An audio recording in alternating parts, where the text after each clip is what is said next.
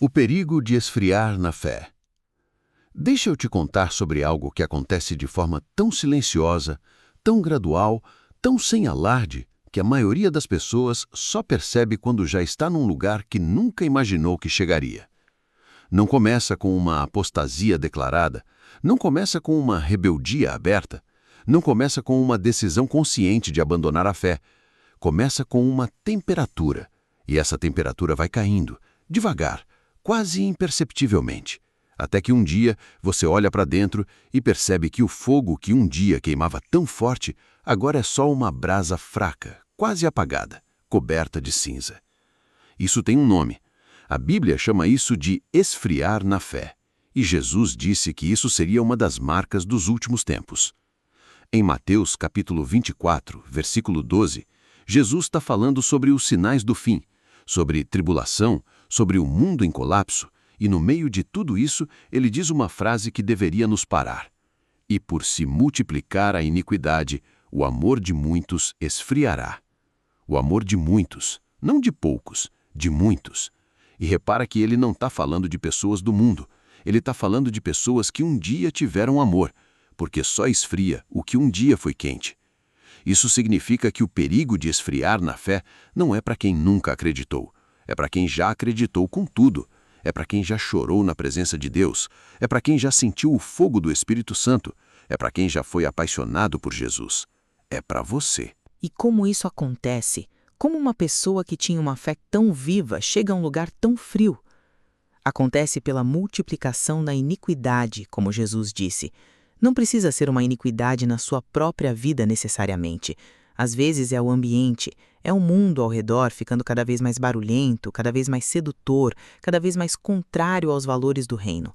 E você vai sendo exposto a isso todo dia, toda hora, em cada tela, em cada conversa, em cada notícia.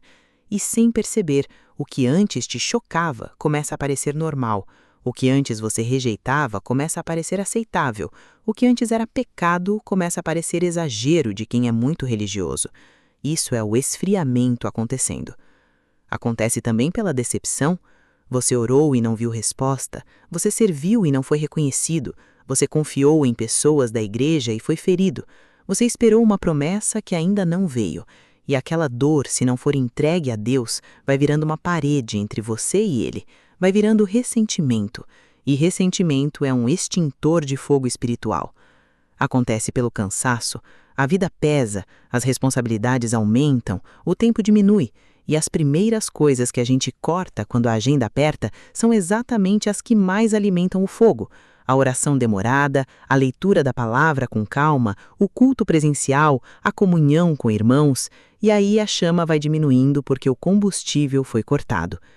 Em Apocalipse, capítulo 2, Jesus fala para a igreja de Éfeso algo devastador. Ele reconhece o trabalho deles, a perseverança, a firmeza doutrinária, ele elogia muita coisa. Mas então diz no versículo 4, «Tenho, porém, contra ti que deixaste o teu primeiro amor».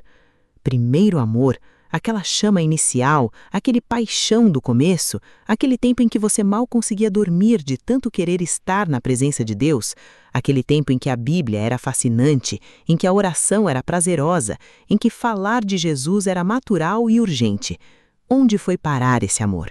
E Jesus não para no diagnóstico, ele dá a prescrição, no versículo 5. Lembra-te, pois, de onde caíste, arrepende-te e pratica as primeiras obras. 3 passos. Lembra, arrepende, pratica. Volte às primeiras obras. Não espere sentir para agir. Haja para voltar a sentir. Porque fé não é só emoção. Fé é obediência, mesmo quando o coração está frio. E quando você age em obediência, o fogo volta. Provérbios capítulo 4, versículo 23, diz que guarda o teu coração mais do que tudo que se guarda, porque dele procedem as saídas da vida. Guardar o coração é um ato ativo, intencional, diário. Não é algo que acontece sozinho. Você tem que proteger sua vida espiritual como protege as coisas mais preciosas que você tem, porque o inimigo não vai bater na sua porta anunciando que veio roubar seu fogo. Ele vai chegando devagar, propondo pequenas concessões, pequenas distrações, pequenos afastamentos, até que um dia o fogo já não está mais lá. Eu preciso te perguntar agora com toda a honestidade.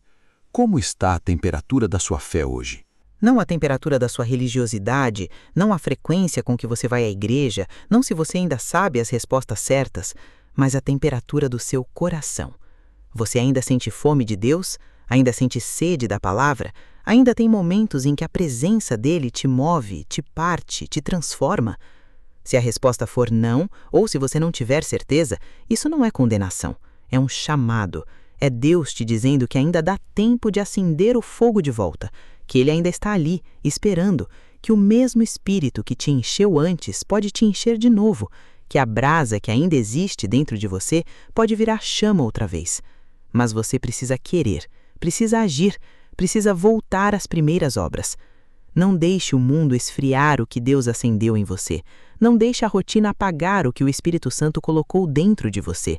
Não deixe a decepção, o cansaço, a distração, a iniquidade ao redor roubar o fogo que é sua maior riqueza. Porque uma fé fria não aquece ninguém, e você foi chamado para ser luz no mundo, sal da terra, fogo que não se apaga. Esse é o seu chamado, essa é a sua identidade. Levanta esse fogo, hoje. Se esse conteúdo falou com você, já se inscreve no canal para não perder nenhuma mensagem. Deixe o seu like para fortalecer o trabalho, ativa o sininho para receber as notificações dos próximos vídeos e compartilha com alguém que precisa ouvir isso hoje. E não esquece, deixe aqui embaixo o seu comentário. Eu quero muito saber sua opinião.